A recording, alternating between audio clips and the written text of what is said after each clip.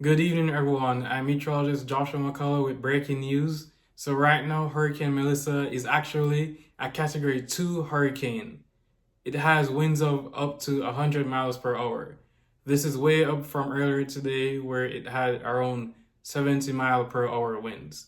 So I'm going to be talking to you right now about the risk of strong winds, storm surge, the location of possible arrival, and we're going to talk about where it could receive the most rain. To give you an idea of how wide a structure Melissa is, I measured it here on Google Earth, and it says that it's about 852 kilometers wide. For reference, Jamaica is about 142 kilometers wide. So look at that vast difference.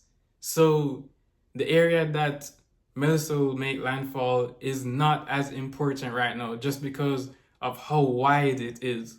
So majority of the island could see tropical storm force winds by the start of tomorrow. And these winds will continue for the next 48 hours. So right now, Melissa has started its westward turn, and we expect it to soon start to turn north by between Sunday evening and Monday evening. By Tuesday morning, early Tuesday morning, around 3 a.m., between 2 a.m. and 3 a.m., that's when we expect it to make landfall between Clarendon and St. Catherine.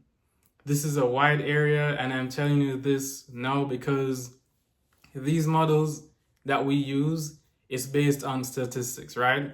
So we have this thing called average. So you have multiple paths, and on average, there's a central point. But this is nature that we're talking about. You could have a deviation to the left or to the right. So I'm giving you a range.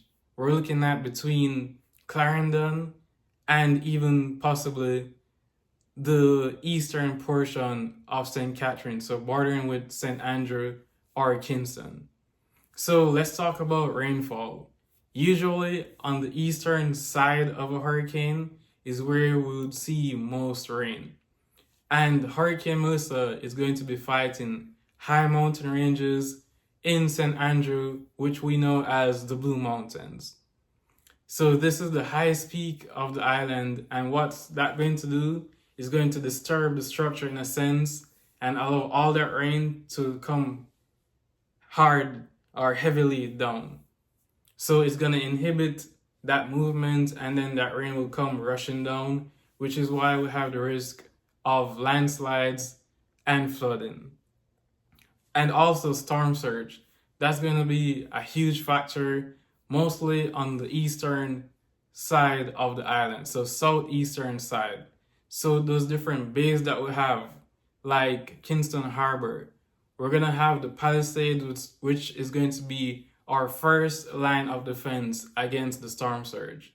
So we know where we have those large rocks on Airport Road. So those, we're going to hope that it will try and slow down those high waves, because we could see storm surge of greater than 10 feet above sea level.